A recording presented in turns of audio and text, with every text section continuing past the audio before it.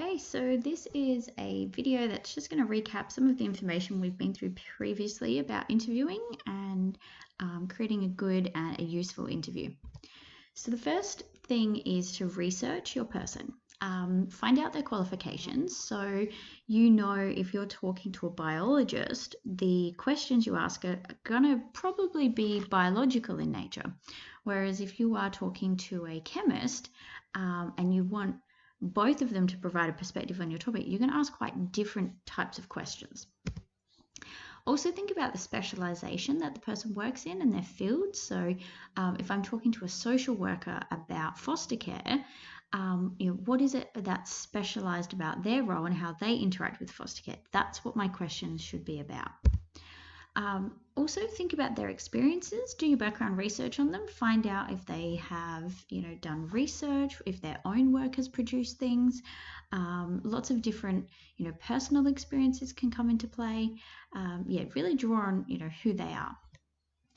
So whenever you start an interview, you're probably going to have a question that's a bit of just an introductory question, and you're going to ask something about qualifications and relevant experiences. So you might say to them like, do you mind sharing with me your relevant experiences? Now that's fine, but it means that the interviewer does all the work. A better way to do it would be to stalk the person a little bit that you're going to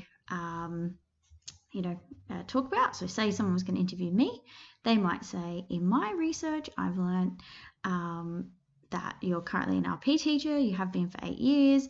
Do you have any other relevant qualifications I should know about? Now that shows my person that I'm informed and that when I go to actually create this interview, I'm not just like passive in this experience, I'm actually quite forthright. So the next one is developing your background research. So always make sure you've done some reading of secondary sources before you engage with the person, and then use that information to assist you by working it into the questions. So you might say things like, in my reading, I actually discovered that, research project requires you to have a 1,500 word outcome. Is that correct? That's what we would call a clarifying question. Or you could ask them to confirm some details. My research has identified that in research project you have to write an outcome. Is this correct? Could you tell me more about it? Or you might say that you have a piece of information that you think is wrong, and then you get them to correct it. My friends have been telling me I don't have to do a research outcome if I don't want to. This seems like it is, not the correct advice. Is that true? So really think about the purpose of your questions. Once you've done your background research, use the knowledge that you've been given to actually make yourself sound more informed. So you could start with an open question, say you're interviewing a research teacher. What's the best way to get a good grade in research project? Very cool. That allows them to talk about lots of different things, but then you might follow it up with a closed question. And this is where the interviewing in person or on the phone or in Zoom is much better than an email because you can switch between the two.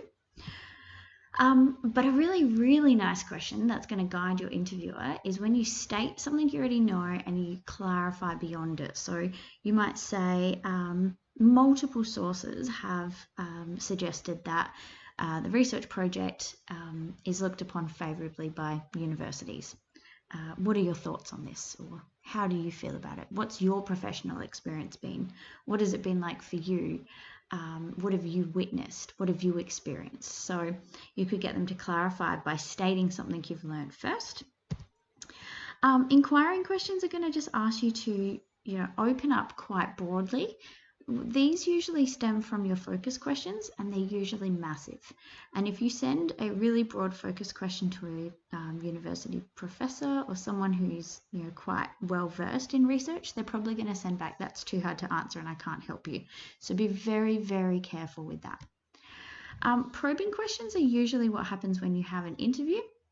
They say something, you don't quite get it, so you respond. An interview doesn't just have to be a one moment in exchange.